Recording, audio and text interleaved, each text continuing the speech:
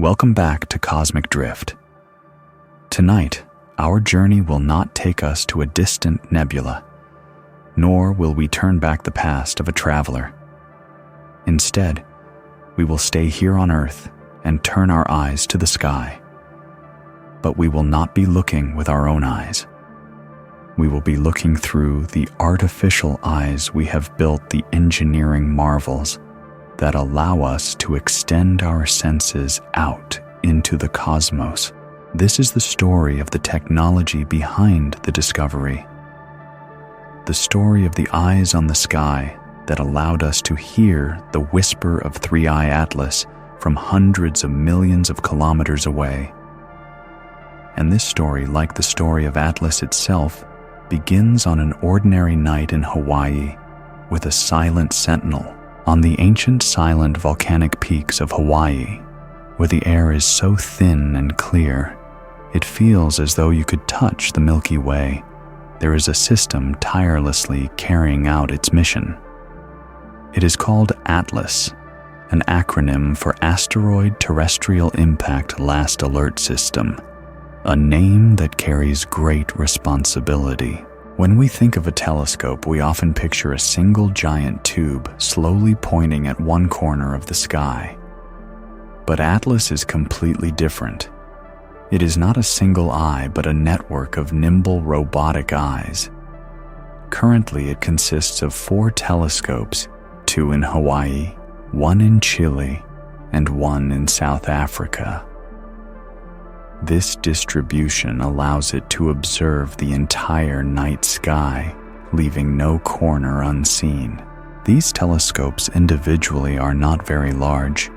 Each has a mirror only 50 centimeters in diameter. But their power lies not in size, but in speed and efficiency. They were designed to be sentinels, not philosophers. On the night of July the 1st, 2025, the story began. As the sun set over the Pacific, the domes of the 2 ATLAS telescopes in Hawaii opened automatically. There was not a single astronomer present. The entire system is remotely operated, running a pre-programmed script with absolute precision. Its mission that night, as on every other night, was to scan the entire visible sky. Here is how it works. A telescope will point to a region of the sky and open the shutter of its highly sensitive CCD camera for 30 seconds. This camera has an extremely wide field of view. Each photo taken covers an area of the sky more than 30 times the size of the full moon. After 30 seconds, the shutter closes. The telescope quickly moves to the next patch of sky. The shutter opens again, and so it goes over and over. A precise and tireless dance of machinery, taking hundreds of photos each night. Each photo is a massive data file containing hundreds of thousands, even millions of points of light. Each point is a star, a galaxy, or possibly something that is moving. This raw data is sent almost instantly via fiber optic cables to a supercomputer, and this is where the real magic happens. The image analysis software begins its work. It takes a new image and compares it to an image of the same region of sky taken previously, perhaps a few hours or a few days before. First, it aligns the 2 images perfectly, using the static background stars as reference points. Then it performs a digital subtraction. It takes the new image and subtracts the old one. What is the result? Everything that has not changed. The stars, the distant galaxies will vanish as they are subtracted from themselves. What remains is only what has changed, what has moved. That could be a variable star that has just brightened a supernova explosion in a distant galaxy, or most importantly for ATLAS, a small point of light that has moved slightly against the stellar background, an asteroid or a comet. On that night, in one of those images after the subtraction was performed, a single small point of light remained. The algorithm flagged it. It checked against previous observations and realized this was a previously unknown object. An automatic alert was sent out. And that was the moment 3I Atlas, though it had no name yet, first entered humanity's view. Not with a scientist's cry of eureka, but with a quiet line of code on a server. It is a testament to the power of modern astronomy, the combination of precise optics, robotic hardware, and intelligent algorithms. A hunt that never sleeps. The discovery of 3I Atlas by a robotic system was not an isolated event. It is a prime example of a quiet revolution that has been taking place in astronomy over the last 2 decades. The era of the lone astronomer spending sleepless nights at the eyepiece of a telescope is slowly fading into the past. Welcome to the era of automated sky surveys. The era of big data, of intelligent algorithms, and of discoveries made by silicon instead of neurons. To understand the importance of Atlas, we need to understand this revolution. The idea of mapping the sky is not new. From the ancient star charts of the Babylonians to the detailed catalogs of Charles Messier or William Herschel, humans have always had a desire to organize and understand the chaos of the night sky. But for most of history, this process was slow, laborious, and selective. Astronomers could only focus on one object or a small region of the sky at a time. The revolution began with the advent of 3 key technologies: robotic telescopes, wide-field CCD digital cameras, and the processing power of computers. Robotic telescopes. These machines can be programmed to automatically point to hundreds or thousands of different positions in the sky each night with absolute precision without human intervention. They do not get tired, they do not need sleep, and they can operate in the most remote and harsh locations. CCD charge, coupled device cameras. This is the heart of the revolution. These digital sensors are hundreds of times more sensitive than photographic film. They can detect extremely faint sources of light, and most importantly, they produce digital data that can be instantly analyzed by a computer. Modern cameras used in surveys have billions of pixels, allowing them to take extremely wide-field images with high-resolution computer processing power. A single night of observation from a survey system can generate terabytes of data equivalent to thousands of movies. It is impossible for a human to manually analyze such a huge amount of data. Only computer algorithms optimized to search for tiny signals in a sea of noise can do it.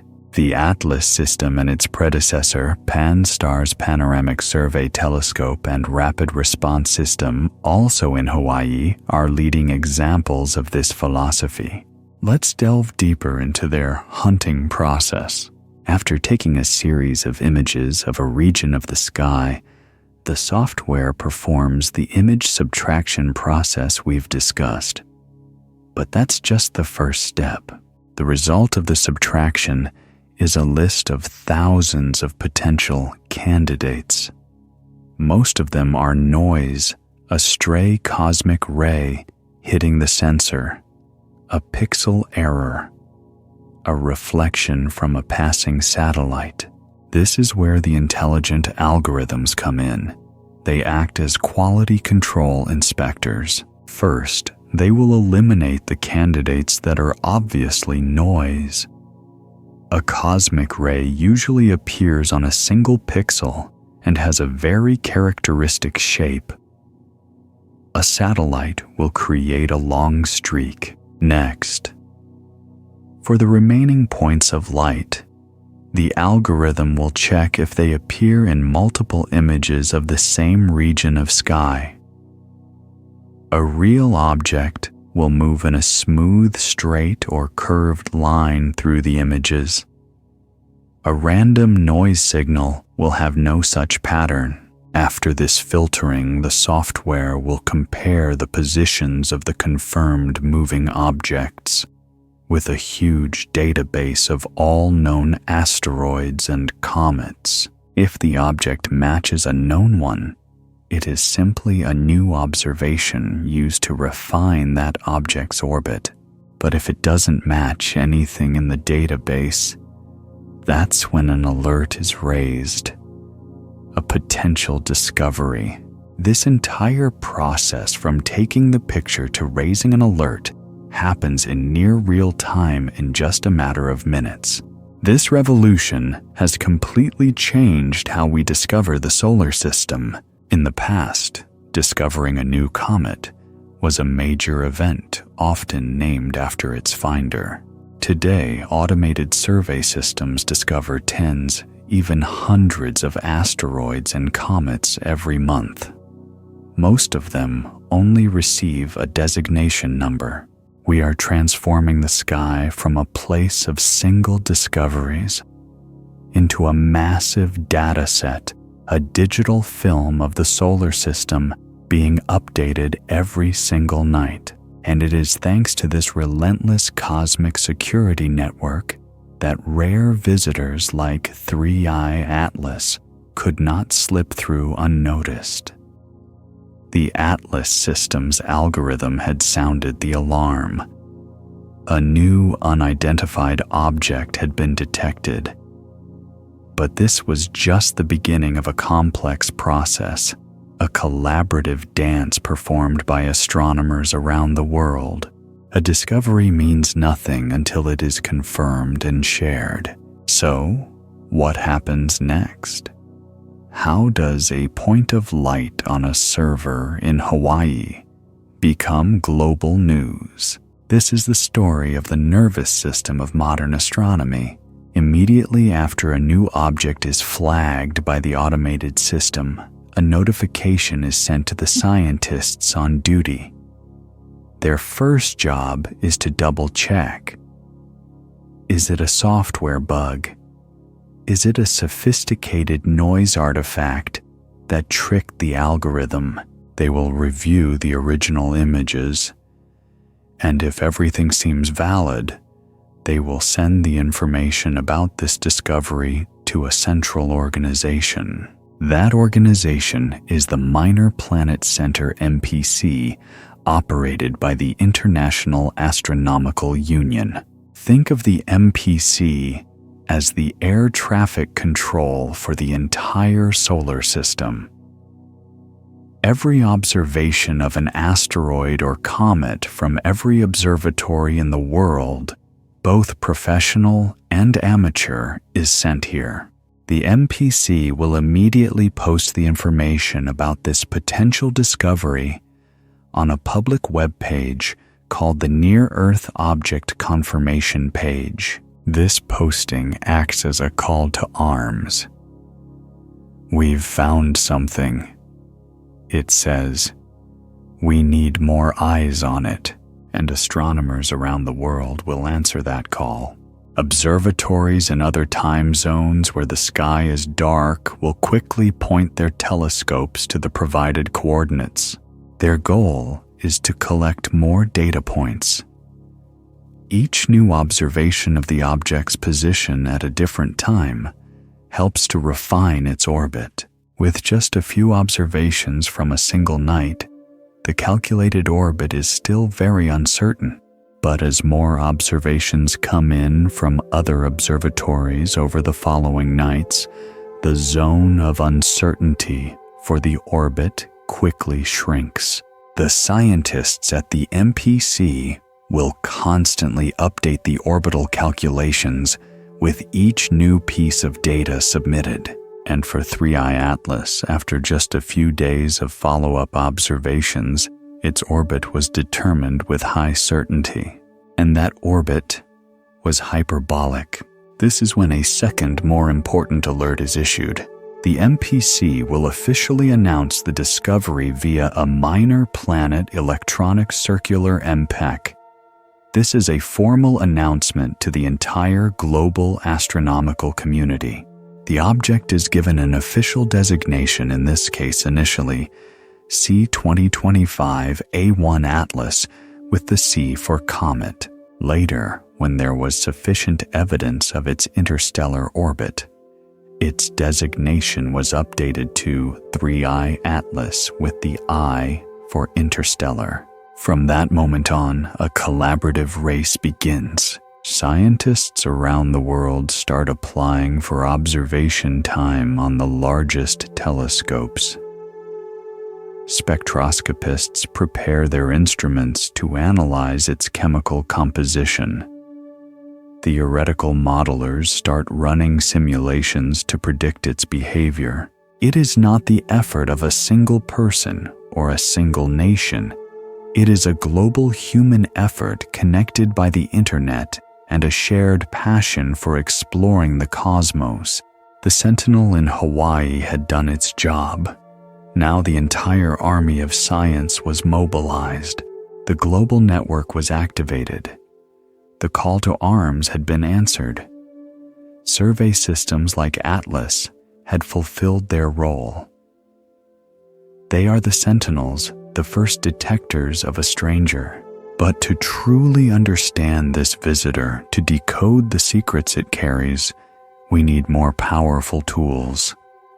We need sharper eyes capable of gathering more light and seeing the faintest details. It is time for us to leave the nimble sentinels and visit the giants, the greatest engineering marvels built on our planet. Chapter 2. The sharpest eyes on the ground. To see extremely faint and distant objects, there are two things you need to do. First, you need to find a very dark place far from the light pollution of cities. And second, you need a very big light bucket. In astronomy, that bucket is the primary mirror of a telescope. The larger the mirror, the more photons of light it can collect, and therefore the fainter and more distant the objects it can see. And in the race to build the biggest buckets, humanity has constructed incredible architectural works temples of science, placed in the most remote and harsh locations on the planet. Let's begin our journey at the very place the story started, Hawaii. But this time, we will go even higher to the summit of the extinct volcano, Mauna Kea. At an altitude of nearly 4,200 meters above the clouds, is one of the best astronomical observing sites in the world. And reigning over this summit are two twin giants, the W.M. Keck Observatory. Each Keck telescope boasts a primary mirror 10 meters in diameter.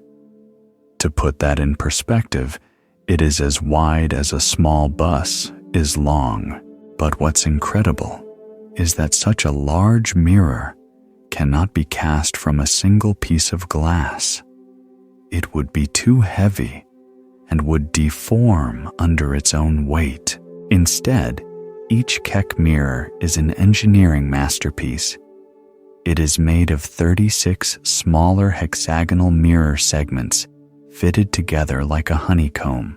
And here is the magic. A complex computer system constantly adjusts the position of each individual segment with extreme precision by just a few nanometers to ensure they all work together as a single, perfect reflective surface. This technology is called a segmented mirror. Now let's fly halfway around the world to another remote location, the Atacama Desert in Chile. This is one of the driest places on the planet, with extremely dry and stable air, creating an almost perfect window into the universe. Here, on the summit of Cerro Paranal, is another engineering marvel from the European Southern Observatory ESO, the Very Large Telescope, or VLT. The VLT is not one, but an orchestra of 4 separate giant telescopes, each with a monolithic 8.2-meter mirror. Each one of them is already one of the most powerful telescopes in the world. But the true power of the VLT lies in its ability to combine the light from all 4. Through a technique called interferometry, astronomers can make these 4 telescopes work as a single virtual telescope with a resolution equivalent to a mirror up to 200 meters in diameter. It could distinguish the 2 headlights of a car on the moon. Why place these giant machines in such harsh locations? The answer lies in the greatest enemy of ground-based astronomy, Earth's atmosphere. Our atmosphere, the shield that protects life, is a veil for astronomers. First, it absorbs most types of radiation like X-rays and most of the ultraviolet and infrared. Second, water vapor in the air also absorbs light, especially at infrared wavelengths. That is why observatories are placed in arid locations like the Atacama. And third, and most importantly, the air is always moving. The turbulence of pockets of air with different temperatures acts like a distorting lens, causing the images of stars to twinkle and blur. By placing telescopes on high mountain peaks, astronomers have put them above most of the water vapor and atmospheric turbulence. They are trying to get as close to space as possible while still standing on the ground. And it was these mountaintop giants, Keck and the VLT, that played a crucial role in studying 3I Atlas, especially in decoding its chemical fingerprint. But even at these altitudes, the atmospheric enemy was not completely defeated. We have built giants, 10-meter mirrors placed on the highest and driest mountain peaks above the bulk of Earth's atmosphere. But the bulk does not mean all. Even at 4,000 meters, there are still thin layers of air above. And that air, though thin, is constantly in motion. Streams of air with different temperatures and densities are constantly swirling like invisible currents in a river. When the faint light from a distant star or comet passes through these air pockets, it gets bent, refracted randomly. The result is that the image we see on the ground is blurred, smeared out. This effect is called astronomical seeing. It is the very reason why stars twinkle. This was the final challenge, the final wall preventing ground-based telescopes from reaching their true physical limits. For decades, this seemed like an insurmountable obstacle. How can you fight the sky itself? The answer came from a bold, almost science fiction idea. If we cannot eliminate the atmospheric distortion, then could we cancel it out? The idea was, if we could precisely measure the distortion of the light as it passes through the atmosphere, perhaps we could counter-distort the telescope's mirror in real time to compensate for the blur. This is the basic principle of adaptive optics technology, a real-time dance between light computers and deformable mirrors. Here is how it works. First, the system needs a guide star. This is a bright reference star located near the object you want to observe. The light from this guide star, which should be a perfect point of light, passes through the same turbulent region of the atmosphere and gets blurred. This distorted light is directed to a device called a wavefront sensor. This sensor analyzes the blurred image of the guide star, and thousands of times per second it calculates the exact shape of the distortion the atmosphere has caused.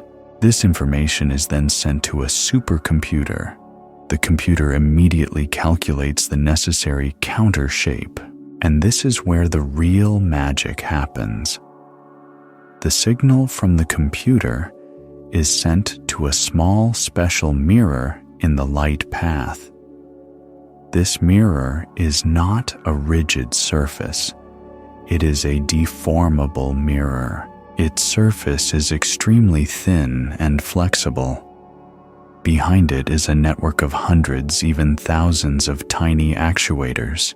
These actuators, based on the commands from the computer, push and pull on the mirror's surface thousands of times per second, causing it to change its shape with extreme precision, with movements of just a few micrometers. The shape it creates is the perfect opposite of the atmospheric distortion. If the atmosphere bends the light one way, the mirror will bend it back the other way. The result: the light, after being blurred by the atmosphere and then flattened back by the deformable mirror, becomes nearly perfect again. The final image is incredibly sharp, almost as if there were no atmosphere at all. This entire process from measurement to correction must happen in milliseconds faster than the twinkling of the atmosphere itself. But there is a problem. You don't always have a bright enough guide star right next to the faint object you want to observe. And this is where one of the most spectacular sights of modern astronomy comes in. If there is no natural guide, star astronomers create one. They use a powerful laser beam, usually yellow-orange, and shine it up into the sky from behind the telescope's secondary mirror. This laser beam travels up about 90 kilometers into a layer of the atmosphere called the sodium layer, a thin layer containing sodium atoms left over from burnt-up meteors. When the laser beam strikes these sodium atoms, it excites them, causing them to glow. The result is that a small yellow-orange point of light appears in the sky exactly where you want it, an artificial guide star. The adaptive optics system then uses this artificial star as a reference to measure and correct for the atmospheric turbulence. Those spectacular images of large observatories shooting brilliant laser beams into the night sky are not for sending signals to aliens. They are the image of science actively fighting its own atmosphere and winning. Thanks to adaptive optics, ground-based telescopes like Keck and the VLT can now produce images with a spatial resolution even higher than the Hubble Space Telescope, especially at infrared wavelengths. They have conquered their final enemy, and it was these incredibly sharp, corrected eyes that looked into the heart of 3I Atlas, helping us to decode the finest details in its spectrum. Ground-based observatories with the help of adaptive optics technology have become extremely sharp eyes. They have conquered atmospheric turbulence, but there is still one enemy they cannot defeat: the absorption of the atmosphere itself. Our blanket of air, while protecting life, blocks out most of the electromagnetic spectrum, especially ultraviolet and large parts of the infrared. To get a truly complete view of the universe, we must do one thing: go outside. And that is the story of what is perhaps the most famous and beloved scientific instrument ever built. A Legend in Orbit. Chapter 3. Reaching Beyond the Atmosphere. Hubble. The idea of a space telescope had been around for a long time, since the 1940s, before the space age had even begun. The astrophysicist Lyman Spitzer dreamed of an orbiting observatory free from the blurring veil of Earth's atmosphere. It would take nearly 50 years and countless political, financial, and technical challenges for that dream to become a reality. On April 24, 1990, the Space Shuttle Discovery was launched, carrying in its cargo bay one of the most precious items ever sent to space, the Hubble Space Telescope. The next day, it was released from the robotic arm, floating gracefully in orbit about 540 kilometers above the Earth's surface. A historic moment watched by the world. Humanity finally had a clear, unobstructed window to the cosmos, but the initial euphoria quickly turned to bitter disappointment. When the first images were sent back, they were blurry, out of focus. A disaster. After an intense investigation, the cause was found. Hubble's primary mirror, an optical masterpiece polished with extraordinary precision, had a tiny flaw. A flaw in its shape, less than 1/50th the thickness of a human hair at the outer edge of the mirror. It's called spherical aberration. The world's greatest telescope was nearsighted. It was one of the most painful public failures in NASA's history. But the story of Hubble is also a story of incredible perseverance and resilience. The engineers and scientists did not give up. They designed a set of contact lenses for Hubble, a corrective optics package named COSTAR, and in December 1993, in one of the most complex and dangerous space shuttle missions ever attempted, a team of astronauts flew up captured Hubble and performed eye surgery in space. They installed COSTAR, and it worked perfectly. The sharp, spectacular images we had expected were finally sent back. Hubble was saved. Since then, Hubble has been serviced and upgraded 4 more times by astronauts receiving new, more sensitive cameras and instruments. It has far outlived its original design lifespan, and after more than 3 decades, it is still operating, continuing to provide us with invaluable scientific data and iconic images that have reshaped our understanding of the universe. It is not just a machine. It is a legend, a symbol of the human desire to explore. So why was placing a telescope in space such a major revolution? Why did we spend billions of dollars and take enormous risks? The answer lies in the huge advantages that orbit provides. Advantage 1: escaping the twinkle. As we've discussed, Earth's atmosphere is always turbulent, blurring and smearing images. Although adaptive optics can correct for much of this, it's still not perfect. Hubble, flying above the atmosphere, has a completely static view. It can stare at an object for hours, even days, collecting the faintest photons of light without any blurring, creating images of incredible depth and sharpness like the famous Hubble Deep Field. Advantage 2: the sky is always dark. On the ground, we can only observe at night and when the sky is clear. Hubble, orbiting the Earth every 95 minutes, can observe almost continuously. When one side of the Earth is in daylight, it can look toward the other side. It is not affected by clouds, rain, or light pollution. It is a 24/7 observatory. Advantage 3, and the most important, an open spectral window. Our atmosphere is like a filter. It is transparent to visible light and radio waves, but it blocks almost all other types of radiation. Ozone in the stratosphere blocks most of the ultraviolet rays. Water vapor and carbon dioxide block most of the infrared.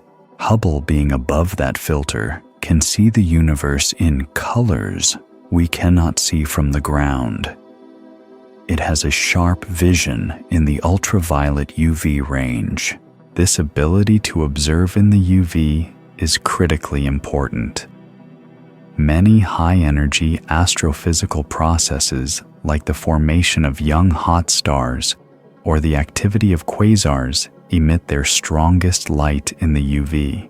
And for studying comets, UV light is the key to breaking apart molecules and creating characteristic emission lines.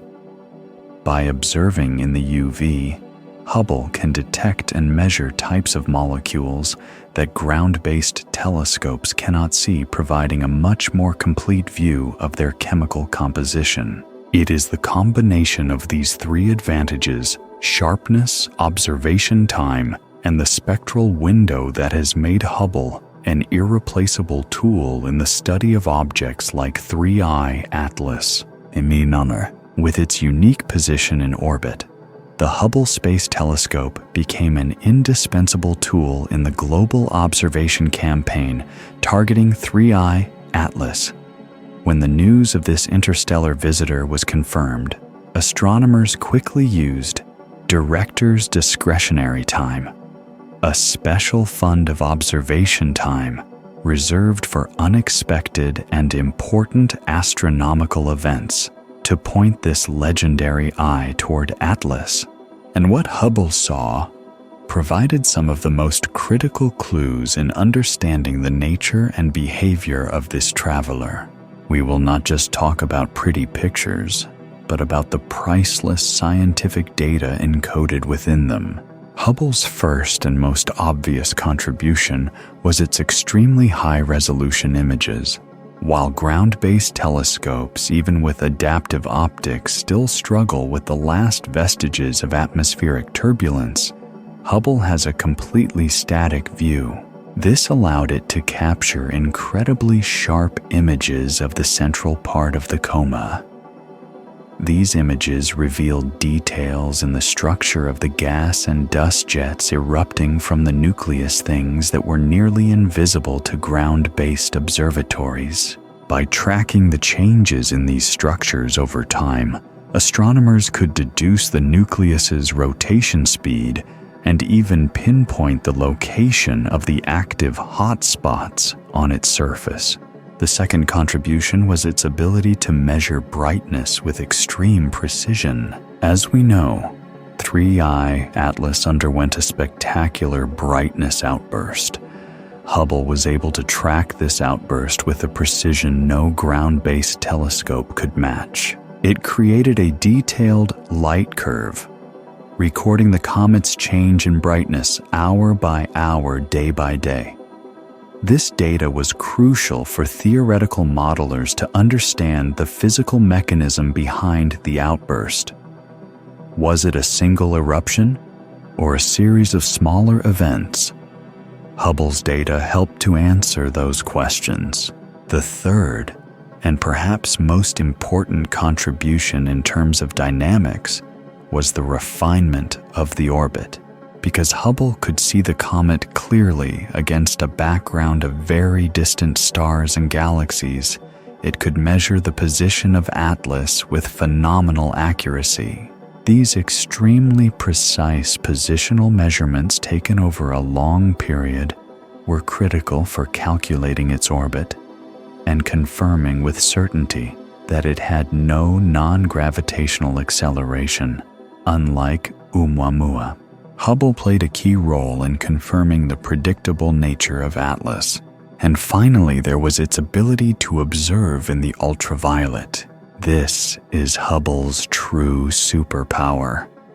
By using its UV-sensitive spectrographs, Hubble was able to search for the chemical fingerprints of molecules invisible from the ground. It searched for the emission lines of important molecules like carbon monoxide, CO, oxygen, and hydrogen. This data, when combined with optical observations from the ground, helped scientists build a much more comprehensive chemical profile for 3I Atlas. It helped to confirm that while very rich in the carbon compounds that created its blue color, Atlas was not particularly rich in carbon monoxide like 2I Borisov, further reinforcing the idea of chemical diversity among interstellar visitors. So Hubble's role wasn't just to take pretty pictures for the newspapers. It was a multi-purpose analysis tool. It provided the sharpest images, the most precise brightness measurements, the most reliable orbital data, and a unique window into the comet's ultraviolet chemical composition. It was an indispensable piece of the larger puzzle. But even Hubble, with all its power, has its limits.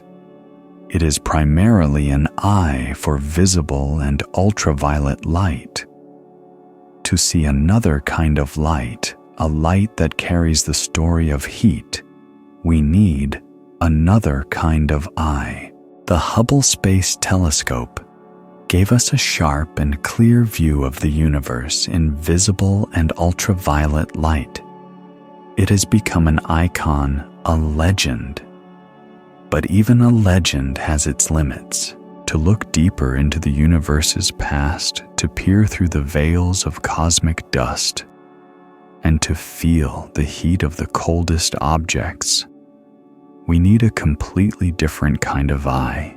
An eye designed to see a universe that is invisible to us. An eye for infrared light. Welcome to Hubble's successor, the greatest engineering marvel of the 21st century. Chapter 4.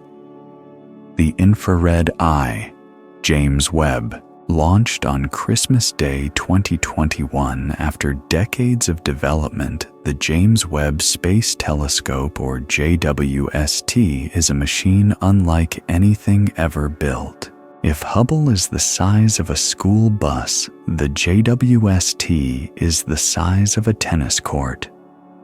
And every detail of its design is optimized for a single goal: to collect the faintest infrared light from the most distant corners of the cosmos. Its first marvel is its primary mirror.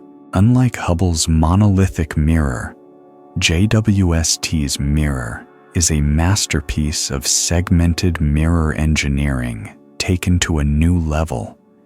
It has a giant diameter of 6.5 meters, almost 3 times larger than Hubble, allowing it to collect more than 6 times the light. This mirror is made of 18 perfect hexagonal mirror segments made from beryllium, an extremely light and strong metal. And each mirror segment is coated with an incredibly thin layer of gold, only a few hundred atoms thick. Why gold? Because gold reflects infrared light with extreme efficiency. The entire mirror looks like a giant golden honeycomb, a golden flower blooming in space. But to be able to see the faint infrared universe, JWST's mirror and scientific instruments must be kept at an extremely cold temperature. Any warmth from the telescope itself would emit infrared radiation, creating a noise that would overwhelm the faint signals from distant stars and galaxies. It's like trying to hear a whisper during a rock concert. JWST must operate at temperatures below -220 degrees Celsius. To achieve this, it is equipped with its second engineering marvel, a giant 5-layer sun shield. This sun shield, when deployed, is the size of a tennis court. It is made from a special material called Captain, coated with a layer of aluminum and silicon.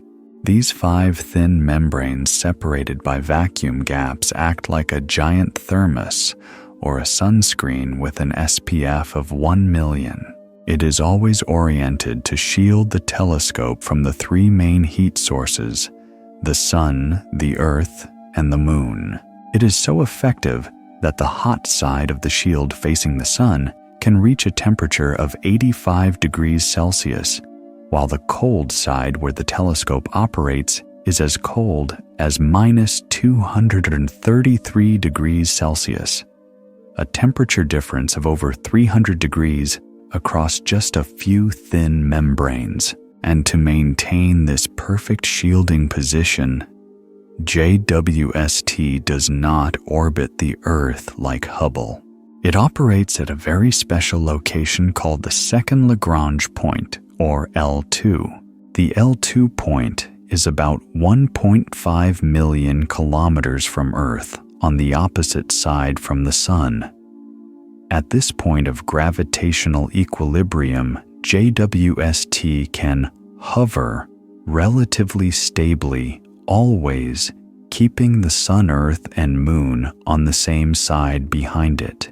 This allows the sun shield to always be effective and also gives the telescope an unobstructed view of the deep universe without being blocked by the Earth. A giant golden mirror, a massive silver shield in an orbit in a distant cold place. All of these engineering marvels combine to create the most powerful infrared observatory ever built. It is not a replacement for Hubble. It is a successor, a companion. Hubble looks at the universe in the light our eyes can see. JWST looks at the universe in the light we can only feel as heat. And it was this infrared eye that opened up a completely new window for us to listen to the chemical whispers of 3I Atlas. The James Webb Space Telescope is an engineering marvel, but its true power lies not in its gold-plated membranes or giant sun shields. It lies in the type of light it was designed to see infrared light. Infrared light, or thermal radiation, is a type of light invisible to the human eye, but it carries stories that visible light cannot tell. To understand the role of JWST, we must understand why seeing the heat of the universe is so important. There are three main reasons why infrared astronomy is a revolution. Reason 1: seeing through dust. Our Milky Way is full of giant clouds of interstellar gas and dust. To visible light, these clouds are like a thick fog obscuring our view. Many regions of the universe, like the center of our galaxy or stellar nurseries, are almost completely hidden in optical light. But infrared light, with its longer wavelength, can pass through these dust clouds much more easily, just as radio waves can pass through walls. JWST, with its infrared eye, can peer through this veil. It can see the young stars forming deep inside nebulae processes that Hubble could never directly observe. It's like having a pair of X-ray glasses for the universe. Reason 2: seeing cold objects. Every object with a temperature emits radiation. Hot stars, like the sun, emit most of their light in the visible range, but much cooler objects like planets, brown dwarfs, and most importantly comets, emit the majority of their energy in the form of infrared. To Hubble, a comet is primarily an object reflecting sunlight. But to JWST, a comet is an object that glows with its own heat. This allows JWST to study the physical properties of a comet, like its surface temperature directly. And more importantly, it can see the thermal signatures of specific molecules being released. Reason 3: looking back in time. Because the universe is expanding, the light from the most distant galaxies gets stretched out as it travels to us. This phenomenon is called redshift. the ultraviolet and visible light emitted by the very first galaxies over 13 billion years ago has been stretched so much that by the time it reaches us, it has become infrared light. JWST, with its ability to see into the deep infrared, is a time machine. It can see the light from the first stars and galaxies that formed after the Big Bang, an era that Hubble could not access. So what did this powerful infrared eye see when it turned towards 3I Atlas? It didn't just see a blue halo. It felt the chemical composition of that halo. The spectrographs on JWST particularly, NIR spec, near-infrared spectrograph, and MIRI, mid-infrared instrument, can split the infrared light from the coma into an extremely detailed spectrum. And in that spectrum, they search for the fingerprints of molecules. Each type of molecule, when heated, vibrates and rotates in very specific ways, and each of these vibrational and rotational modes emits or absorbs infrared light at very specific wavelengths. JWST can measure these infrared signatures with unprecedented sensitivity. When it observed Atlas, it confirmed the presence of important molecules that were difficult for Hubble to see. It detected the clear signature of water vapor H2O, confirming that water, just like in our own comets, was also a major component in this interstellar visitor. It also detected the signature of carbon dioxide CO2, or dry ice, another key ingredient. By measuring the ratios between these different types of molecules, JWST provided the most important clues about the temperature and chemical conditions in the nursery where Atlas was born. For example, the ratio between certain forms of molecules can tell scientists whether the comet was formed at a temperature of -250 degrees or -200 degrees. A small but significant difference for models of planet formation. JWST didn't just confirm Atlas was a carbon-rich comet. It began to quantify those ingredients, turning an artistic portrait into a detailed chemical analysis. It looked past the beauty of the blue to read the actual recipe that created it.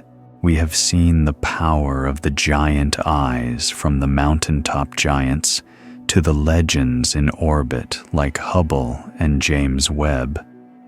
They are the great light buckets collecting the precious photons from the farthest corners of the universe.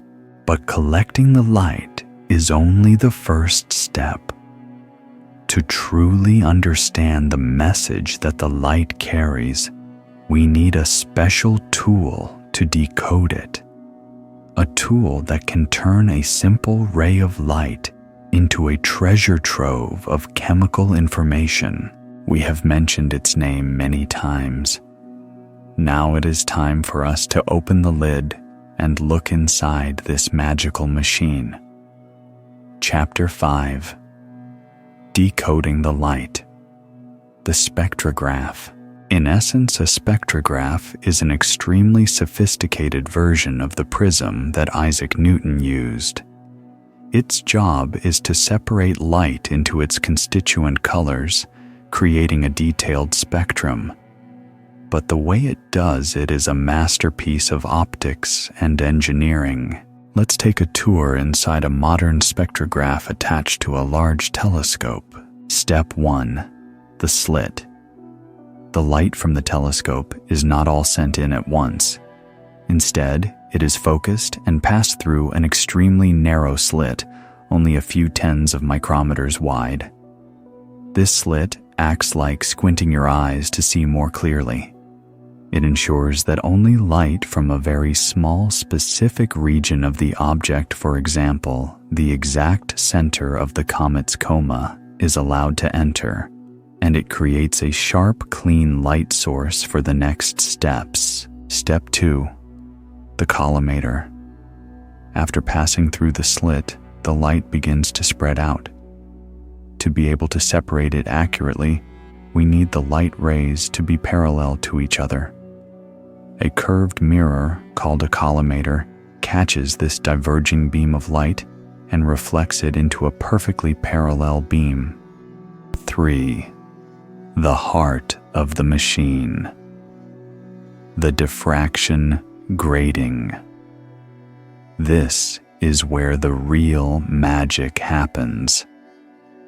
The parallel beam of light does not pass through a prism, but instead hits a diffraction grating.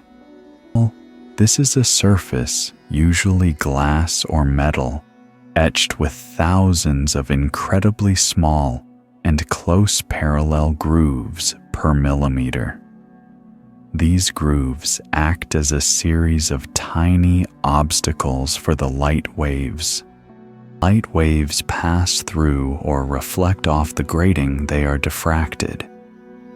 Each groove acts as a new light source, creating wavelets, and these wavelets begin to interfere with each other. In directions, the wave crests meet and add up, creating brighter light constructive interference. In other directions, a crest meets a trough, and they cancel each other out, creating darkness, destructive interference. It's the key. The angle at which constructive interference occurs depends on the wavelength or the color of the light. Light with its longer wavelength gets bent at a larger angle. Blue light with its shorter wavelength gets bent at a smaller angle. The result is that a beam of white light containing many colors after passing through the diffraction grating is fanned out into a perfect rainbow, with each color sent in a very specific direction. Diffraction grating is much more efficient than a prism. It allows for the creation of much wider and higher resolution spectra. 4. The camera and detector. This rainbow is then projected onto a camera system. Another mirror or lens will focus this fanned-out spectrum and project it onto a digital sensor, usually a CCD chip that is cooled to extremely low temperatures to reduce noise. The detector does not take a normal picture. Instead, it measures with extreme precision how many photons of light have hit each pixel along the spectrum. The final result is a two-dimensional graph. One axis is the wavelength color. The other axis is the intensity number of photons. The graph is the decoded spectrum, a continuous curve interrupted by sharp dips, absorption lines, or punctuated by sharp peaks, emission lines. It is the cosmic barcode recorded in the language of data. The entire machine from the slit to the detector must be kept in an extremely stable, vibration-free environment and is often cooled to minimize thermal noise. It is one of the most sensitive and precise instruments ever built by humans. It's thanks to this mind-reading machine that we were able to look into the heart of 3I Atlas and read the signature of carbon. Discovered the light decoding machine, the spectrograph. It acts as a super precise prism, turning a ray of light into a data graph, a cosmic barcode. Not all spectra are created equal. Just as you can have a low-resolution blurry photo or a high-resolution tack-sharp 1 spectra also have their own resolution. Unlock the most subtle secrets of a comet, like 3I Atlas scientists need the most powerful tool in their arsenal: high-resolution spectroscopy. Resolution of a spectrum, simply put, is its ability to distinguish between two very close colors or wavelengths. Resolution spectrum is like looking at a rainbow with the naked eye. You can see the main color, bands, red, orange, yellow, green, blue. But you can't distinguish between different shades of red, for example. The absorption or emission lines in a low-resolution spectrum will look fat and blended together. It gives you an overview, but lacks detail. Resolution spectrum, in contrast, is like using a microscope to zoom in on each part of that rainbow. It can stretch a small color band, say just the blue part, over a very wide area on the detector. Allows it to see extremely fine details. A single blurry absorption line in a low-resolution spectrum, when seen at high resolution, might resolve into tens or even hundreds of small, sharp lines. Reading the fine print in a contract. Do these tiny details tell us? They open up a whole new world of information. Precise molecular identification. Many different molecules have absorption or emission bands that are very close to each other. A low-resolution spectrum might only see one big dip, unable to distinguish which molecule it is. High resolution can separate those fingerprints and identify exactly which types of molecules are present. Measuring temperature. The shape and width of spectral lines are not random. They are affected by the temperature of the gas cloud. The atoms and molecules in a hot gas cloud will be moving faster, creating a Doppler effect that broadens the spectral lines slightly. By precisely measuring the width of the lines, scientists can calculate the temperature of the comet's coma. Measuring pressure and density. Similarly, the pressure and density of the gas also affect the shape of the spectral lines. In a higher pressure environment, atoms collide with each other more frequently, and this also changes the shape of the lines. Measuring rotation. Speed. As an object like a comet, nucleus rotates. One side is moving toward us and the other is moving away. The light from the approaching side will be slightly shifted toward the blue shift, and the light from the receding side will be shifted toward the red shift. High-resolution spectroscopy can measure this tiny Doppler shift, allowing scientists to calculate the nucleus's rotation speed. Perhaps most incredibly, measuring isotopic ratios. Take the example of carbon. Most of the carbon in the universe is carbon-12 with 6 protons and 6 neutrons. But there is also a small amount of a rarer isotope, carbon-13, with 6 protons and 7 neutrons. Two isotopes have nearly identical chemical properties, but because their mass is slightly different, their spectral lines are also shifted by a tiny, almost insignificant amount relative to each other. Ultra-high resolution spectrograph can distinguish between these two lines. By measuring their relative intensity, scientists can determine the ratio of carbon-13 to carbon-12 in the comet's coma. Ratio is an extremely important fingerprint of origin. Different regions of the Milky Way or star systems formed at different times can have slightly different isotopic ratios. Measuring this ratio in 3I Atlas is one of the best ways to compare it to objects in our solar system and search for clues about its lost home. High-resolution spectroscopy doesn't just tell us what is there.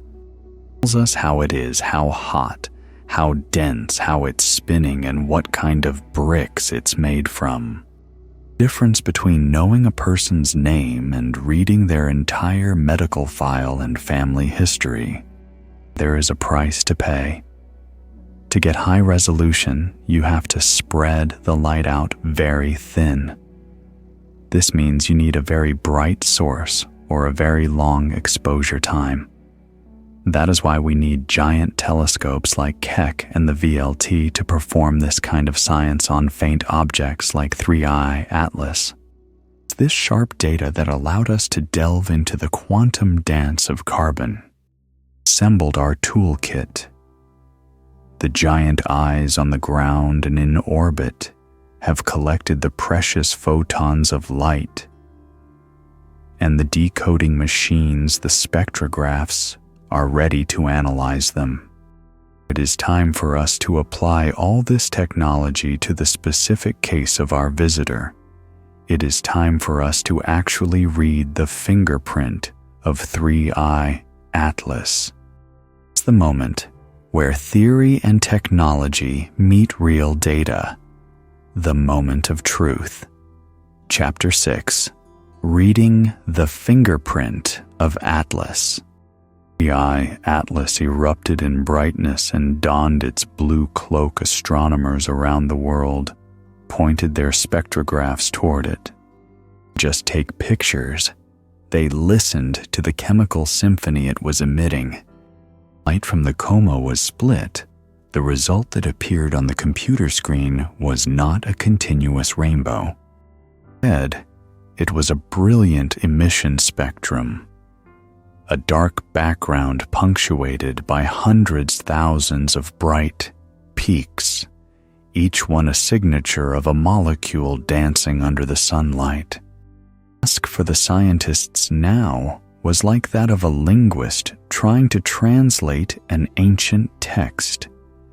They had to identify each character, each emission line, and see which molecule it belonged to. Immediately, one character stood out, overwhelming all the others. A series of extremely strong emission bands concentrated primarily in the green and blue parts of the spectrum. Scientists did not have to look it up for long. This is one of the most familiar signatures in cometary astronomy. Swan bands, the unmistakable fingerprint of the dicarbon molecule C2.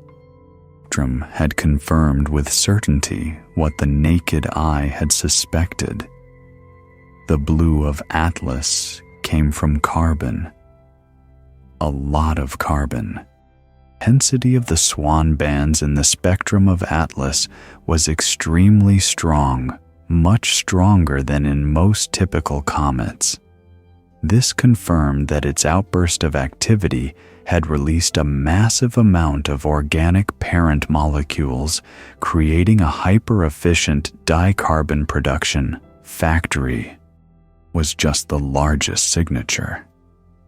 As scientists zoomed in on the spectrum with higher resolution, they began to read the fine print. Found the signature of cyanogen CN, a molecule made of one carbon atom and one nitrogen atom. This is also a very common molecule in comets, and it also contributes to the green color of the coma. So detected the emission bands of other carbon-rich free radicals like CHA carbon atom bonded to a hydrogen atom. The presence of all these carbon-rich molecular fragments C2CNCH painted a clear chemical picture. 3I Atlas was a comet with a remarkably high ratio of carbon to dust and ice. Comparing the relative intensities of the different emission lines, scientists could begin to build models of the chemical composition of the nucleus. For example, the ratio between cyanogen containing nitrogen and dicarbon containing only carbon could tell them about the carbon to nitrogen ratio in the comet's original formation environment. crucial clues for comparing it with comets in our solar system and learning about its lost home. Sensitive instruments like those on the James Webb Space Telescope operating in the infrared, scientists could also look for the more stable parent molecules, the ones that had not yet been broken apart. On the clear infrared signature of water vapor H2O, confirming that water was still the main ice component, just as in our own comets. Also found carbon dioxide CO2 and possibly carbon monoxide CO, though not as abundant as in 2I Borisov. The picture was becoming more and more complete. It was not a completely alien object. It was made of molecules we know, but their proportions, its recipe, had its own unique touch. Analysis of the emission lines didn't just tell us about the composition. It also told us about the physical conditions. Using high-resolution spectroscopy, scientists were able to measure the shape and width of the swan bands. From that, they could calculate the temperature of the gas in the coma, which was around a few thousand degrees Celsius. Also measure the Doppler shifts within the lines, allowing them to map the movement of the gas as it erupted from the nucleus. Spectrum is not just a list of ingredients. It is a snapshot, a complete medical diagnosis of the comet's state at the moment of observation. All the data, every emission line reinforced the same story: an extremely active comet with an abundant store of organic compounds was releasing its chemical legacy into space. Spectrum told us what was in the coma of 3I Atlas. It painted a detailed chemical picture of a carbon-rich world. Language of light can tell us another story, not about composition, but about motion. Looking at the tiny shifts in the position of the spectral lines, scientists can measure an object's speed with astonishing accuracy. The magic tool that allows them to do this is called the Doppler effect. Familiar with the Doppler effect in sound, probably without realizing it. Imagine you are standing by the side of the road and an ambulance with its siren blaring speeds past. As it approaches you, the sound of the siren seems higher pitched, and as soon as it passes and starts to move away, the sound suddenly becomes lower pitched. The siren sound itself did not change. What changed was the way the sound waves reached your ear. The ambulance approached, the sound waves were compressed together, causing the frequency to increase higher pitch. As it moved away, the sound waves were stretched out, causing the frequency to decrease lower pitch. Which is also a wave, behaves in a completely analogous way. Light source like a star or a comet is moving towards us. The light waves it emits will be compressed. Their wavelength will get shorter. Its entire spectrum will be shifted slightly toward the blue end of the rainbow. This is called a blue shift. Conversely, if that light source is moving away from us, the light waves will be stretched out. Their wavelength will get longer. The spectrum will be shifted toward the red end. This is called a redshift. Here's the key. The amount of this shift is directly proportional to the object's speed relative to us. The bigger the shift, the higher the speed. The Doppler effect is one of the most powerful measurement tools in astronomy. It allows us to measure the rotation speed of galaxies, detect exoplanets, by observing the wobble of their stars. And it is also the key evidence for the expansion of the universe. 3I Atlas it was used in two very clever ways. Measuring the speed of the comet itself. By measuring the overall Doppler shift of the entire spectrum of Atlas, scientists could independently confirm its velocity.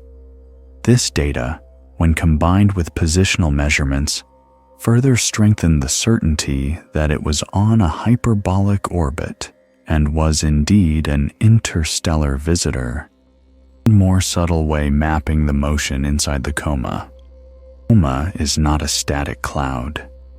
It is a sphere of gas and dust expanding outward from the nucleus. You are looking at that sphere. The gas on the front side, which is flying towards you, will be blue shifted. The gas on the back side, which is flying away from you, will be red shifted. And the gas on the sides, which is moving perpendicular to your line of sight, will have no Doppler shift. Using a high-resolution spectrograph and placing its narrow slit across the coma, scientists could measure this Doppler shift at different points. Just see a single emission line for dicarbon. They saw that the line was tilted. One end of the line was blue shifted, the other end was red shifted. Tilt of this spectral line, they could precisely calculate the speed at which the gas was expanding outward from the nucleus. These measurements showed the gas was erupting at a speed of several hundred meters per second, a figure perfectly consistent with what is expected from a highly active comet. Doppler data could reveal even more complex details like the presence of jets erupting in specific directions or the rotation of the nucleus itself. The fingerprint of Atlas was not just a static barcode. It was a dynamic fingerprint. Just tell us what it's made of. So told us how it's moving. Combination of compositional analysis and motion analysis, all encoded in a single band of light, gave us an extremely detailed and vivid portrait of this traveler. Technology has allowed us not just to see it, but to truly understand it.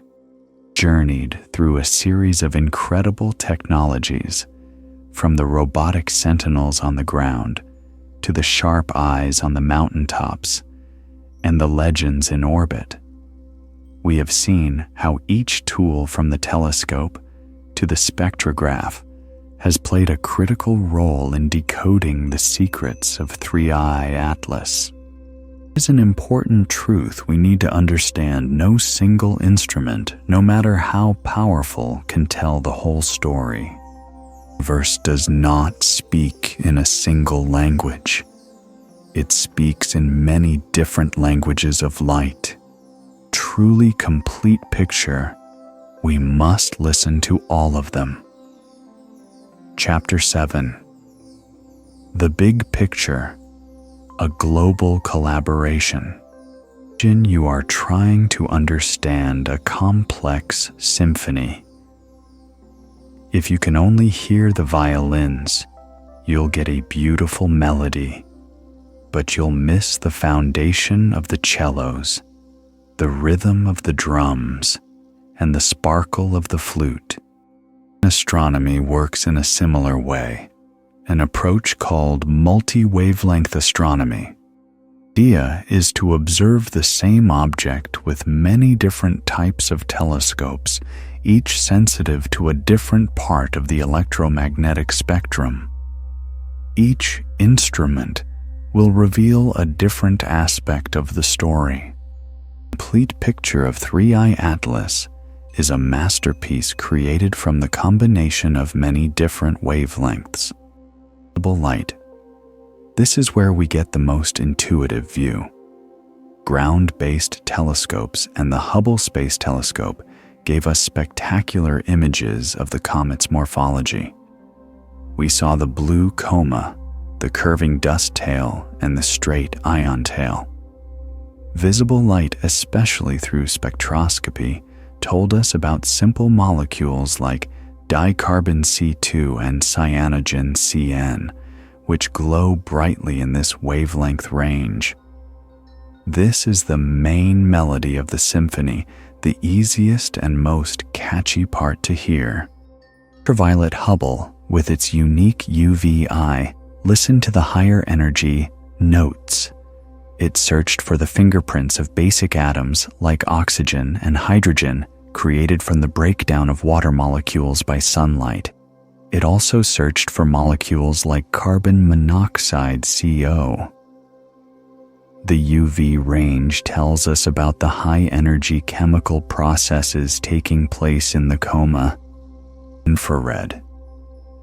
This is the domain of the James Webb Space Telescope and the large ground-based observatories. Infrared light tells us not about dancing electrons, but about vibrating and rotating molecules. It is the language of heat. UST was able to feel the thermal signature of the more stable parent molecules, the ones that had not yet been broken apart. It definitively confirmed the presence of water vapor H2O and carbon dioxide CO2. Infrared data is the key to understanding the primordial ice composition of the nucleus, the true storage warehouse of the comet. It's like hearing the deep bass foundation of the symphony. Finally, in the radio and millimeter waves, this is where huge radio telescope arrays like the Atacama Large Millimeter Submillimeter Array ALMA in Chile come into play. Step 3.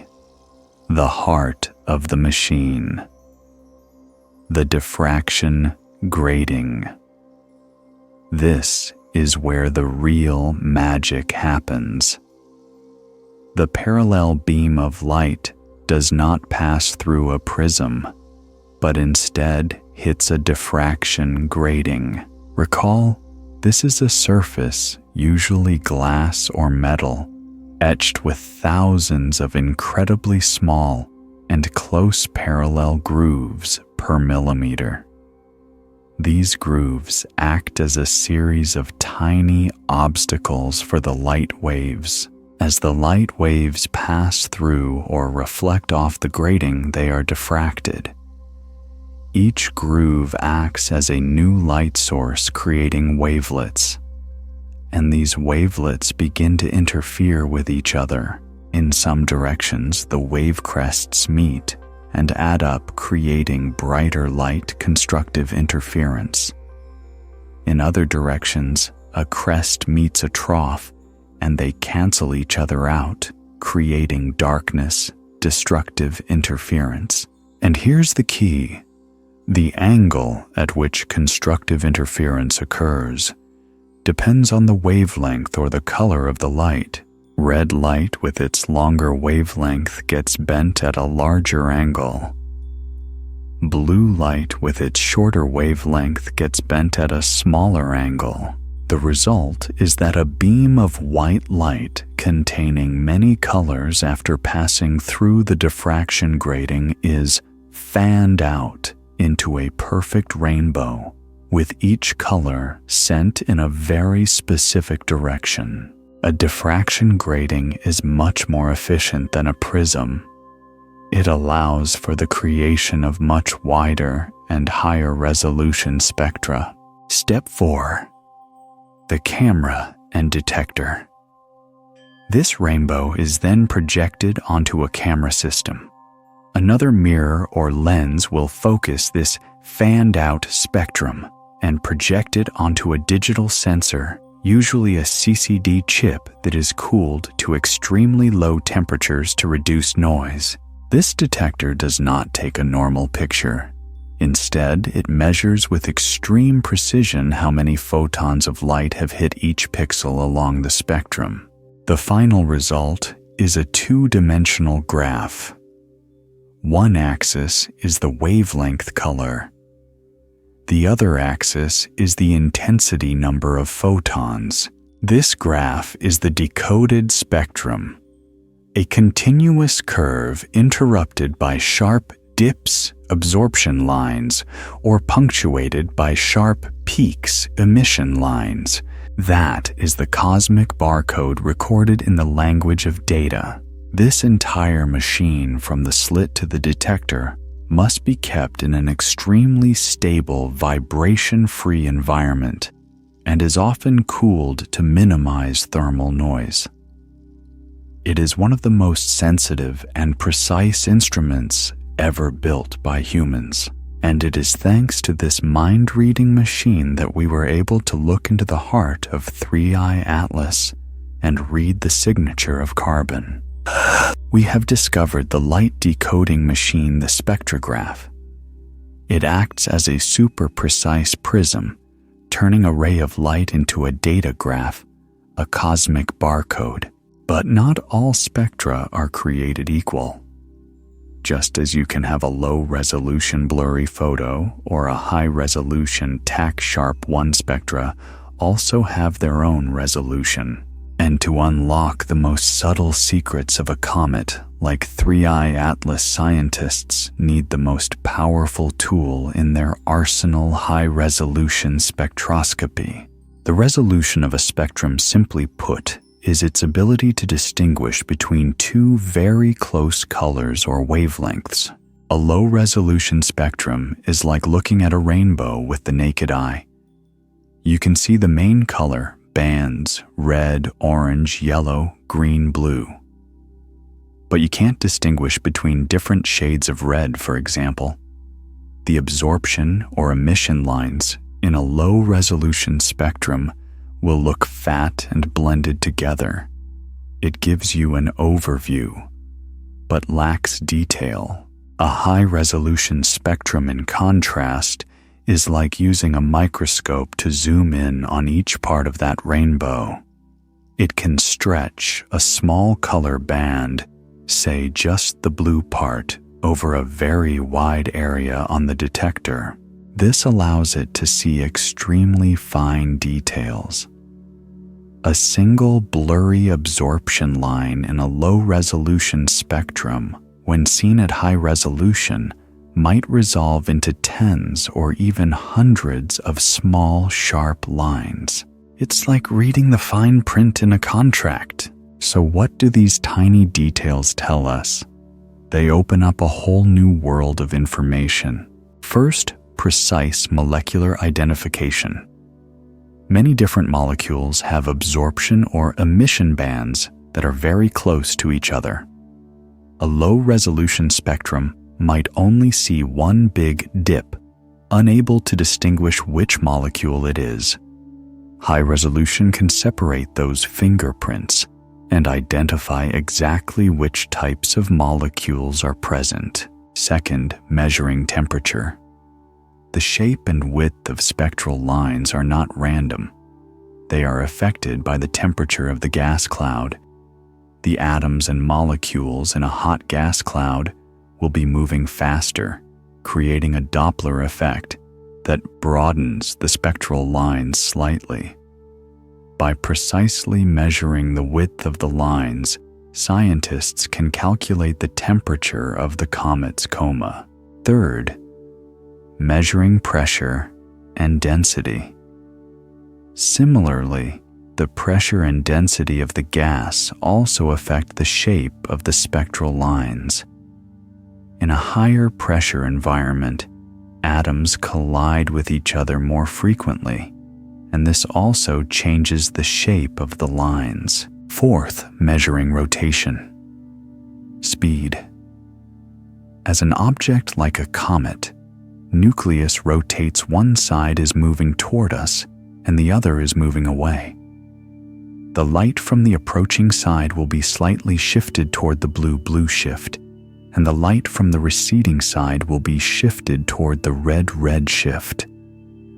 High-resolution spectroscopy can measure this tiny Doppler shift, allowing scientists to calculate the nucleus's rotation speed, and perhaps most incredibly, measuring isotopic ratios.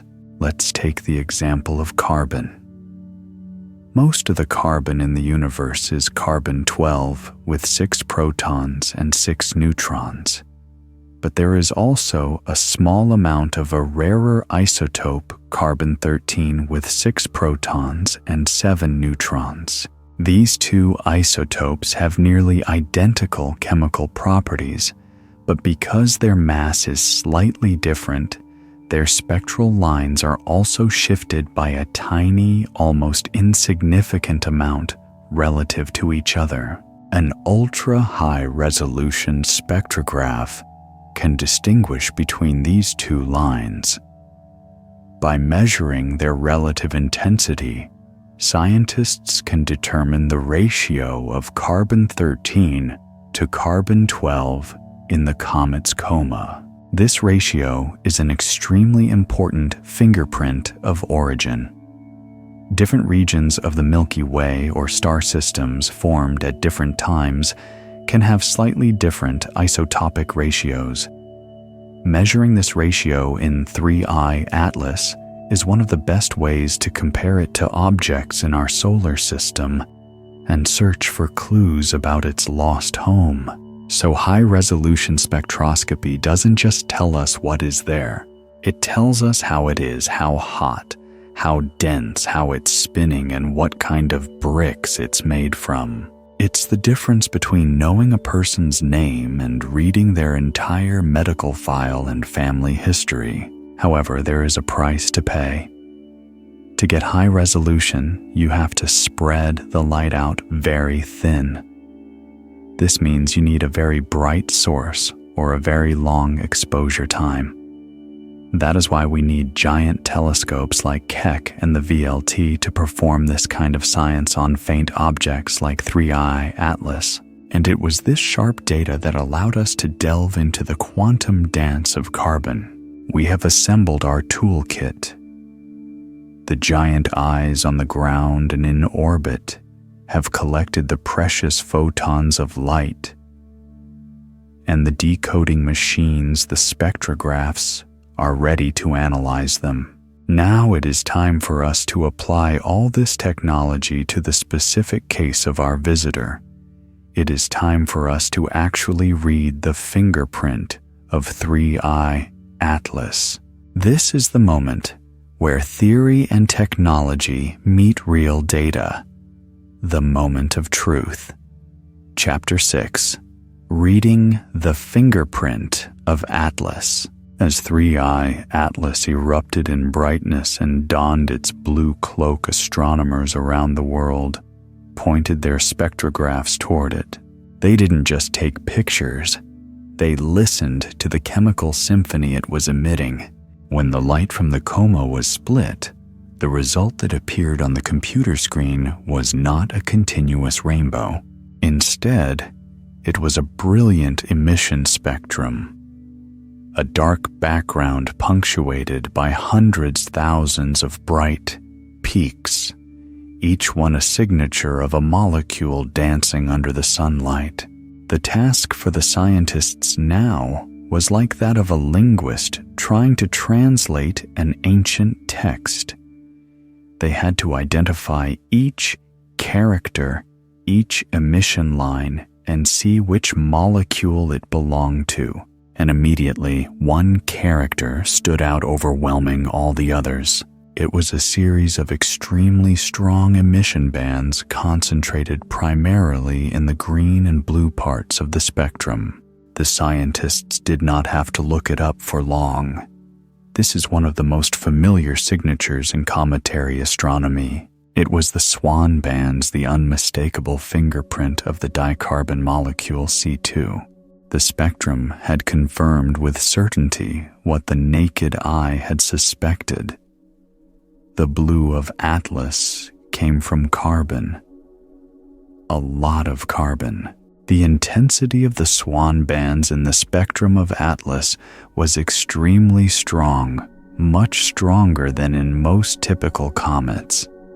This confirmed that its outburst of activity had released a massive amount of organic parent molecules, creating a hyper-efficient dicarbon production factory. But that was just the largest signature. As scientists zoomed in on the spectrum with higher resolution, they began to read the fine print. They found the signature of cyanogen CN, a molecule made of one carbon atom and one nitrogen atom. This is also a very common molecule in comets, and it also contributes to the green color of the coma. They also detected the emission bands of other carbon-rich free radicals like CHA carbon atom bonded to a hydrogen atom. The presence of all these carbon-rich molecular fragments C2CNCH painted a clear chemical picture. 3I Atlas was a comet with a remarkably high ratio of carbon to dust and ice. By comparing the relative intensities of the different emission lines, scientists could begin to build models of the chemical composition of the nucleus. For example, the ratio between cyanogen containing nitrogen and dicarbon containing only carbon could tell them about the carbon to nitrogen ratio in the comet's original formation environment. These were crucial clues for comparing it with comets in our solar system and learning about its lost home. With more sensitive instruments like those on the James Webb Space Telescope operating in the infrared, scientists could also look for the more stable parent molecules, the ones that had not yet been broken apart. They found the clear infrared signature of water vapor H2O, confirming that water was still the main ice component, just as in our own comets. They also found carbon dioxide CO2 and possibly carbon monoxide CO, though not as abundant as in 2I Borisov. The chemical picture was becoming more and more complete. It was not a completely alien object.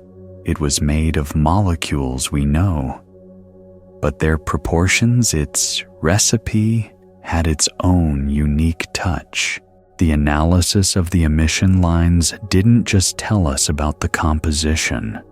It also told us about the physical conditions. By using high-resolution spectroscopy, scientists were able to measure the shape and width of the swan bands. From that, they could calculate the temperature of the gas in the coma, which was around a few thousand degrees Celsius. They could also measure the Doppler shifts within the lines, allowing them to map the movement of the gas as it erupted from the nucleus. A spectrum is not just a list of ingredients. It is a snapshot, a complete medical diagnosis of the comet's state at the moment of observation. And all the data, every emission line reinforced the same story. An extremely active comet with an abundant store of organic compounds was releasing its chemical legacy into space. The spectrum told us what was in the coma of 3I Atlas. It painted a detailed chemical picture of a carbon-rich world. But the language of light can tell us another story. Not about composition, but about motion. By looking at the tiny shifts in the position of the spectral lines, scientists can measure an object's speed with astonishing accuracy. The magic tool that allows them to do this is called the Doppler effect.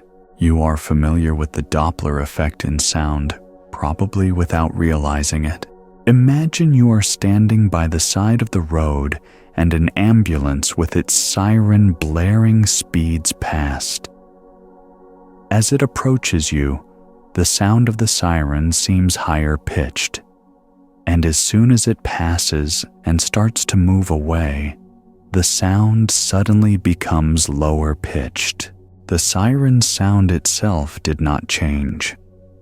What changed was the way the sound waves reached your ear. As the ambulance approached, the sound waves were compressed together, causing the frequency to increase higher pitch.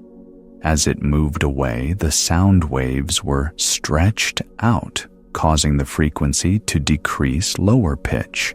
Light, which is also a wave, behaves in a completely analogous way.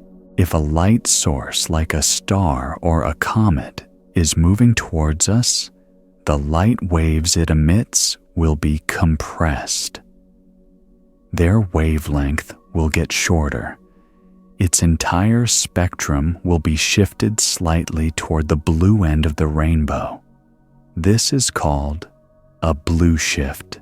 Conversely, if that light source is moving away from us, the light waves will be stretched out. Their wavelength will get longer. The spectrum will be shifted toward the red end. This is called a redshift. And here's the key. The amount of this shift is directly proportional to the object's speed relative to us. The bigger the shift, the higher the speed. The Doppler effect is one of the most powerful measurement tools in astronomy. It allows us to measure the rotation speed of galaxies, detect exoplanets, by observing the wobble of their stars. And it is also the key evidence for the expansion of the universe. And for 3I Atlas, it was used in two very clever ways. First way, measuring the speed of the comet itself. By measuring the overall Doppler shift of the entire spectrum of Atlas, scientists could independently confirm its velocity. This data, when combined with positional measurements, further strengthened the certainty that it was on a hyperbolic orbit and was indeed an interstellar visitor. Second, more subtle way, mapping the motion inside the coma. The coma is not a static cloud. It is a sphere of gas and dust expanding outward from the nucleus. Imagine you are looking at that sphere. The gas on the front side, which is flying towards you, will be blue shifted. The gas on the back side, which is flying away from you, will be red shifted. And the gas on the sides, which is moving perpendicular to your line of sight, will have no Doppler shift. By using a high-resolution spectrograph and placing its narrow slit across the coma, scientists could measure this Doppler shift at different points. They didn't just see a single emission line for dicarbon. They saw that the line was tilted. One end of the line was blue shifted, the other end was red shifted. From the tilt of this spectral line, they could precisely calculate the speed at which the gas was expanding outward from the nucleus.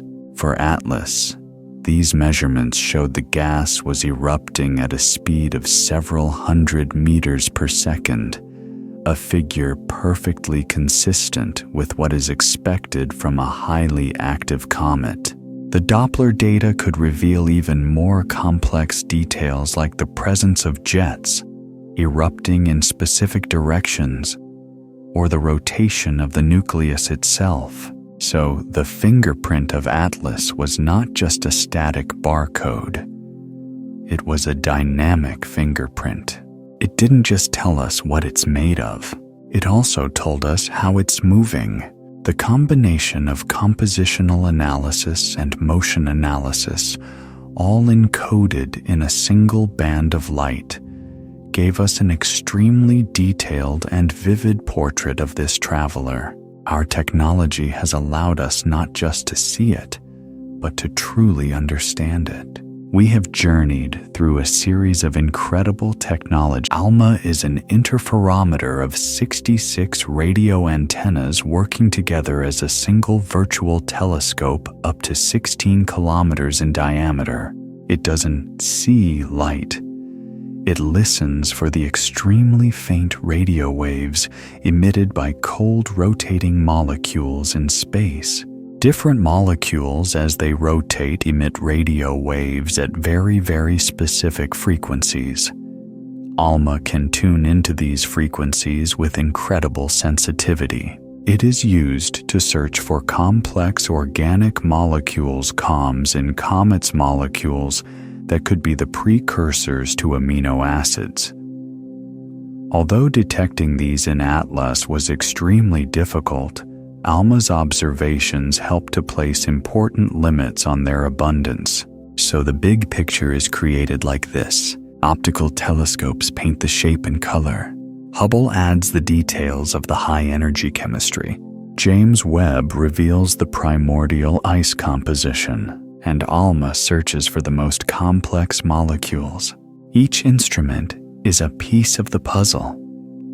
Only when we put all the pieces together does the true picture emerge. This is the power of modern science collaboration. Not just collaboration between scientists, but collaboration between machines, between the different senses we have built. And that collaborative process doesn't stop at data collection. We have witnessed the symphony of telescopes, a global collaboration of machines collecting light across the electromagnetic spectrum. Terabytes of data were collected from 3i Atlas and stored on servers around the world. But raw data, like an uncarved block of marble, is not yet a work of art. It contains the discovery, but that discovery must be excavated. Now we enter the final and perhaps most important phase of the discovery process. The phase of quiet work of meticulous analysis and of rigorous verification. This is the story of the journey from raw data to scientific discovery.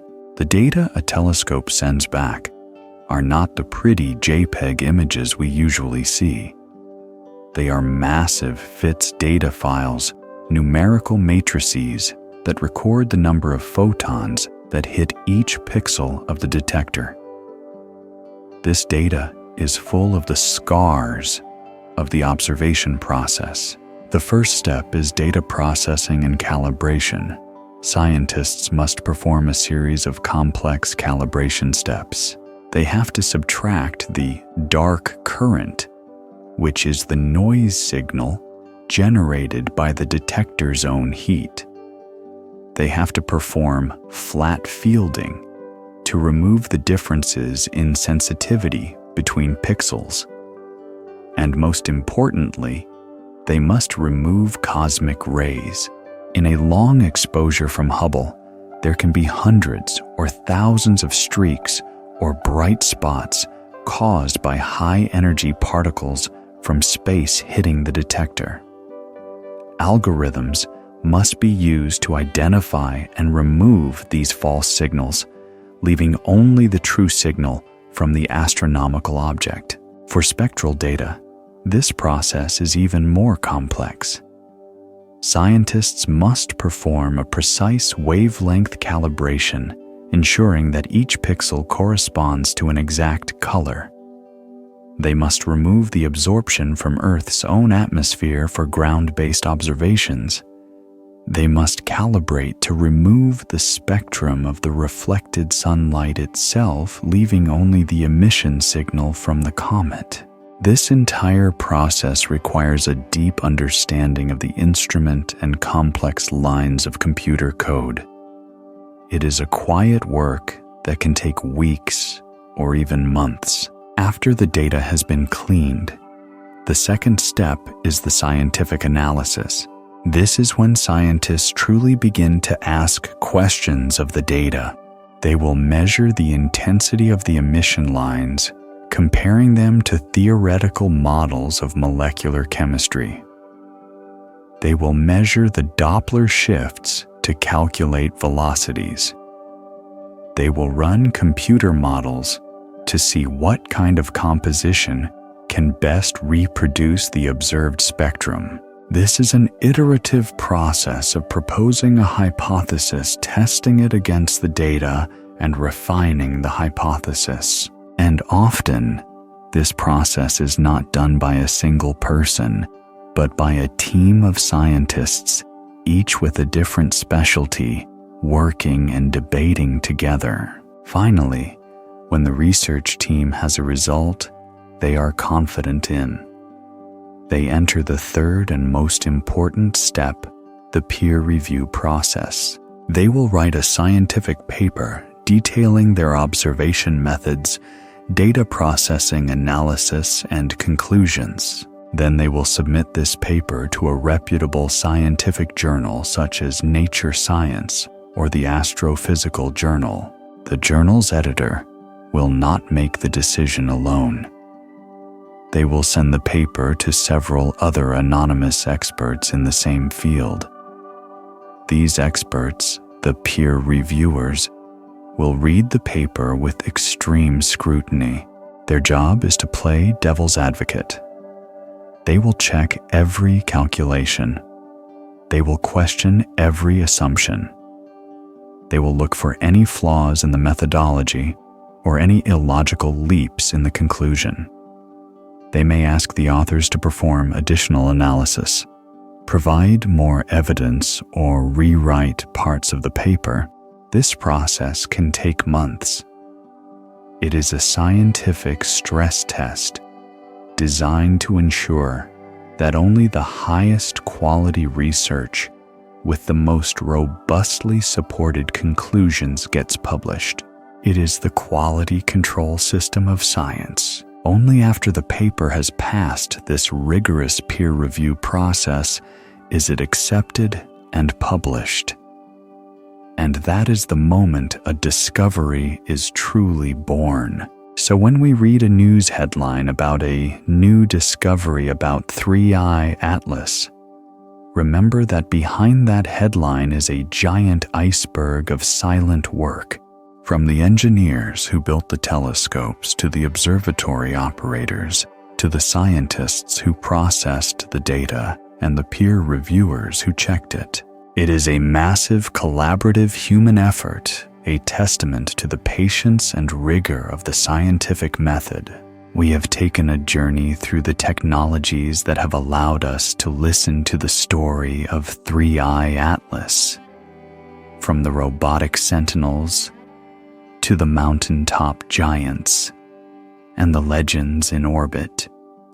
Each instrument is a step forward in our quest to reach out to the cosmos, but that journey never stops. Even as we use our current tools, a new generation of eyes, bigger, sharper, and more powerful, is already being built around the world. In this final chapter, we will turn to the future. We will look at the upcoming engineering marvels that will reshape astronomy in the coming decades, and how they will completely change the hunt for interstellar visitors. Chapter 8. The Eyes of the Future. And conclusion. The first revolution in the near future will come from the field of sky surveys. If Atlas and Pan-STARRS are efficient sentinels, their successor will be an all-seeing god. Welcome to the Vera C. Rubin Observatory, formerly known as the Large Synoptic Survey Telescope, LSST. Currently under construction on the peak of Cerro Pachón in Chile, the Rubin Observatory is a machine designed for big data. It has a unique 8.4-meter 3-mirror design and is equipped with the largest digital camera ever built, a 200-megapixel eye. This combination of a large mirror and a giant camera gives it an extremely wide field of view. And here is its mission: for 10 years, it will image the entire southern sky every few nights. Imagine that. Instead of just taking small patches of the sky or scanning selectively, Rubin will create a high-resolution digital film of the entire changing universe, a legacy survey of space and time. Each night it will generate about 20 terabytes of data. Over its 10-year run, its database will reach hundreds of petabytes. For the hunt for interstellar objects, this is a complete game changer. We will no longer have to rely on luck to stumble upon them. Rubin will detect them systematically when they are still very far away. Scientists predict that the Rubin Observatory will discover not one, but tens or even hundreds of interstellar objects every year. The era of single discoveries will truly be over. We will have a whole catalog, a population of interstellar visitors to study statistically. We will be able to answer questions like, how many Oumuamuas are there compared to Borisovs? What is the proportion of carbon comets like Atlas? After Rubin discovers them, the next step will be detailed study. And here, a new generation of ground-based giants is being built. This is the era of the extremely large telescopes, or ELTs. In the Atacama Desert, the European Southern Observatory is building the Extremely Large Telescope, ELT. Its name may be humble, but its scale is not. Its primary mirror will be a giant honeycomb of nearly 800 hexagonal segments with a total diameter of 39 meters. It will collect more light than all existing research-grade optical telescopes in the world combined. On another peak in Chile, an international consortium is building the Giant Magellan Telescope, GMT.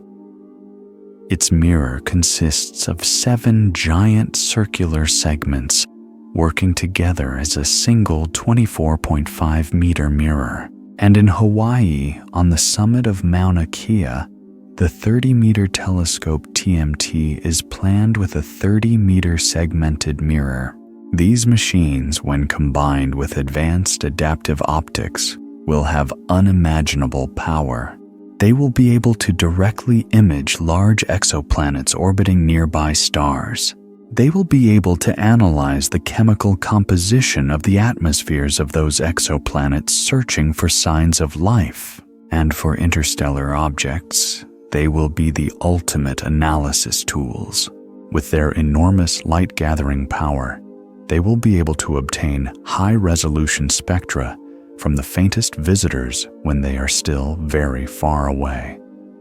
We will be able to read their chemical fingerprints with unprecedented detail, measuring isotopic ratios and searching for the most complex molecules.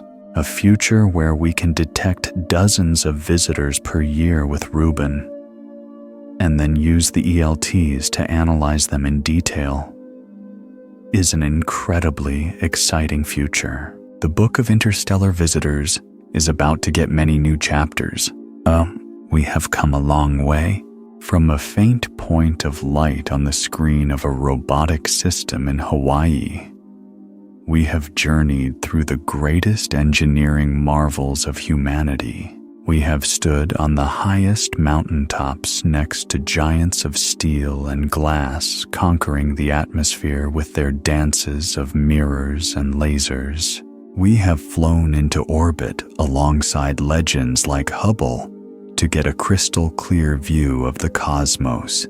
We have traveled to a distant point in space to marvel at the golden flower of James Webb unfolding, seeing the universe in an invisible light of heat. And we have delved into the hearts of the decoding machines, the spectrographs, to learn to read the language of light, the language of atoms and molecules. This entire journey was just to understand one thing: the message carried by an ancient iceberg from a distant star. It is a stunning testament, not to the power of a single instrument, but to the power of a network of curiosity, of ingenuity, and of global collaboration. These eyes on the sky, from Atlas to Keck, from Hubble to James Webb, and the future generations to come. They are not just machines. They are the embodiment of one of the deepest and most beautiful human instincts, the desire to know, to understand. We are a species living on a tiny planet, orbiting an ordinary star in an ordinary galaxy. But we are not content with our limited view. We have built artificial senses. We have built bigger eyes to see fainter things. We have built faster eyes to catch the fleeting things. We have built eyes that can see colors the naked eye cannot from radio to gamma.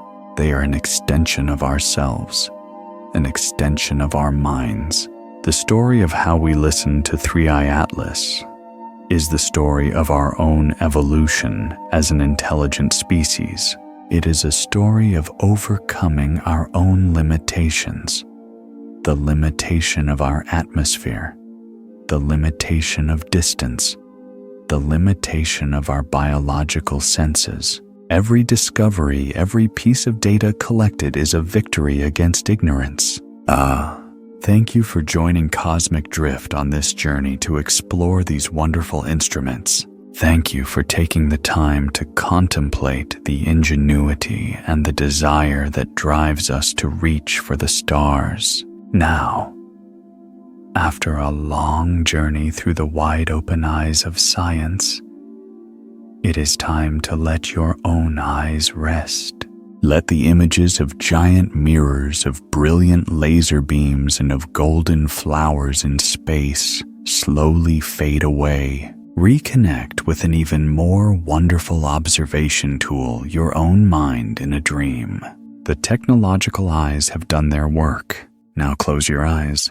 I wish you a truly peaceful night and dreams of universes that no telescope can see.